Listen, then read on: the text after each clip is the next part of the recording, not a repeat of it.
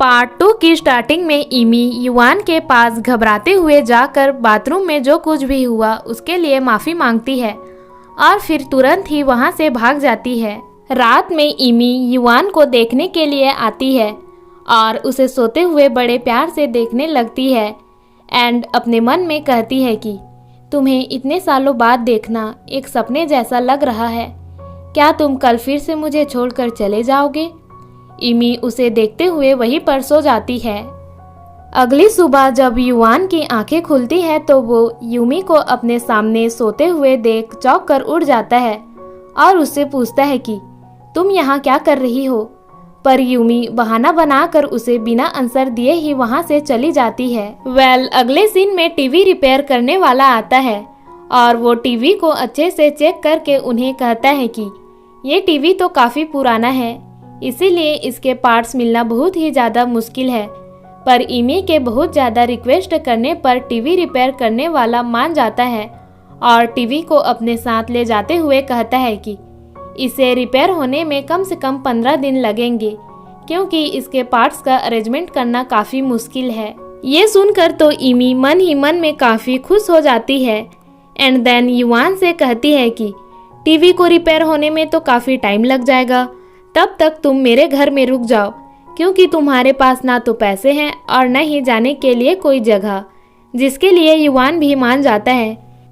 अगले सीन में इमी अपने ऑफिस में होती है, तभी वहां पर लिन आकर जानबूझ के उसे बहुत सारा काम कल तक कंप्लीट करने का ऑर्डर देती है और फिर वहां से चली जाती है, जिससे बेचारी इमी काफ़ी टेंशन में आ जाती है।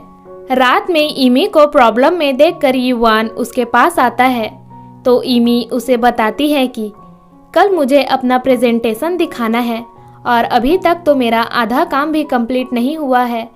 इमी की प्रॉब्लम जानने के बाद युआन उसकी प्रेजेंटेशन पूरी करने में मदद करता है। दोनों साथ में प्रेजेंटेशन के लिए ड्राइंग बनाते हैं और इमी तो उसे ड्राइंग बनाते हुए देखकर लगातार उसे ही देखे जा रही होती है। तो युआन उससे पूछता है कि क्या मेरे फेस पर कुछ लगा है? तो इमी बहाना बनाते हुए कहती है कि लेट नाइट वर्क करना फेस के लिए हार्मफुल होता है ना। और फिर वो युआन को लगाने के लिए एक लोशन देती है, पर युआन एक हाथ से लोशन नहीं लगा सकता तो इमी अपने हाथों से लोशन उसके फेस पर लगाती है और ऐसा करते टाइम तो इमी के मन में लड्डू फूट रहे होते हैं।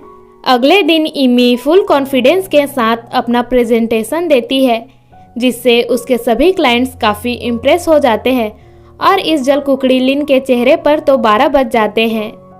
रात में इमी युआन के साथ बाहर डिनर करने आई हुई होती है और युआन का हाथ पकड़कर उसे अपनी हेल्प करने के लिए थैंक्स कहती है, पर युआन इमी को अपना हाथ पकड़े हुए देख थोड़ा अनकंफर्ट फील करते हुए इमी को देखने लगता है तो इमी तुरंत ही उसका हाथ छोड़ देती है और इसके बाद दोनों ऑकवर्ड फील करते हुए चुपचाप डिनर करने लगते हैं।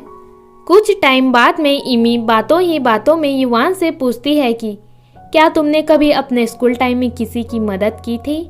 तो युआन उसे बताता है कि हाँ, मैंने स्कूल टाइम में एक लड़की की मदद की थी क्योंकि कुछ लड़के उसे बुली कर रहे थे, पर मुझे उस लड़की के बारे में ज़्यादा कुछ याद नहीं है।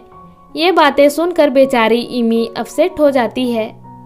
आगे बढ़ने से पहले अगर आपने हमारे चैनल डिम्पल ड्रामा को सब्सक्राइब नहीं किया है तो जल्दी से सब्सक्राइब करके बेल आइकन को भी प्रेस करो गाइस, ताकि हमारी न्यू वीडियोस की नोटिफिकेशन आपको मिल सके। और अगर वीडियो पसंद आ रही है तो वीडियो को लाइक, कमेंट और शेयर भी कर दीजिएगा। Thank you. अगले दिन दोनों शॉपिंग करने के लिए मॉल जाते हैं, जहां सभी चीज़ों की प्राइस काफ़ी एक्सपेंसिव होती है, जिसे देखकर इमी सोचती है कि अगर मैं खाने में इतने पैसे वेस्ट करूंगी तो मेरी बजट का क्या होगा। पर तभी युआन वहां आकर वो एक्सपेंसिव फ्रूट बाई करने के लिए ले जाता है और बेचारी यूमी उसे मना भी नहीं कर पाती। रात में दोनों साथ में बैठकर डिजर्ट खा रहे होते हैं, पर तभी इमी को उसके लैंडलॉर्ड का कॉल आता है, जो कि उसे घर का किराया देने के लिए कह रहा होता है। पर इमी उससे रिक्वेस्ट करती है कि वो अगले महीने तक सारा किराया चुका देगी। इमी की सारी बातें युआन भी सुन रहा होता है अगले दिन इमी ऑफिस में बैठे हुए अपने मंथली बजट के बारे में सोचकर काफ़ी टेंशन में होती है और फिर वो अपने टीम लीडर के पास जाकर उनसे एडवांस में सैलरी देने की रिक्वेस्ट करती है, पर उनके ऑफिस में किसी भी वर्कर को एडवांस सैलरी नहीं दिया जाता, इसीलिए टीम लीडर भी उसे देने से मना कर देती है। लेकिन टीम लीडर काफ़ी अच्छी होती है तो वो पर्सनली इमी की मदद करती है, जिससे इमी काफ़ी खुश हो जाती है और उनके कैबिन से बाहर आकर कहती है, मेरी टीम लीडर कितनी अच्छी है, मेरी काफ़ी मदद जो करती है। एंड देन युवान को कॉल करती है, पर उसका फ़ोन स्विच ऑफ आता है, जिससे इमी घबराते हुए घर जाती है और सभी जगह युवान को ढूंढने लगती है, पर वो घर पर नहीं होता, जिससे वो और भी ज़्यादा घबरा जाती है। देन हमें पास्ट का एक सीन दिखाया जाता है, जिसमें इमी युवान के घर के बाहर उसका वेट कर रही होती है, पर तभी युवान का पड़ोसी उसे बताता है कि युवान तो अपनी फैमिली के साथ यहाँ से चला गया है, और वो यूमी को अपने पास बुलाकर युवान की वही की चेन देता है जिसे हमने पार्ट 1 में देखा था। पास्ट की इन सारी बातों को सोचते हुए इमी युवान को बाहर ढूंढने के लिए जाती है और बार बार उसे कॉल करती है, पर उसका फ़ोन स्विच ऑफ ही आ रहा होता है। तभी पीछे से युवान आकर उससे कहता है कि तुम यहाँ क्या कर रही हो। युवान को अपने पास देखकर इमी उस पर गुस्सा करने लगती है, तो युवान उसे बताता है कि वो उसकी मदद करने के लिए पार्ट टाइम जॉब पर गया था।